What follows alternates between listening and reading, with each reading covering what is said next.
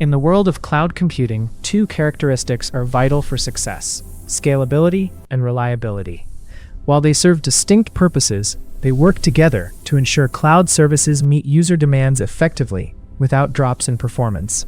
Scalability is the ability of a cloud system to handle increasing workloads. This is done by either expanding resources, known as scaling out, or upgrading existing ones, known as scaling up. There are two main ways to scale. Horizontal scalability. This means adding more servers to run the application and distributing the workload among them.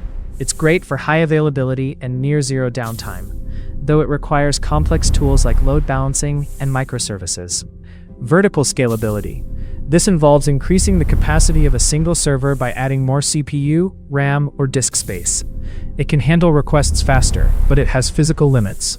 Eventually, you hit a ceiling where the machine simply can't be upgraded further. Reliability refers to a cloud service's ability to consistently deliver functionality and maintain uptime.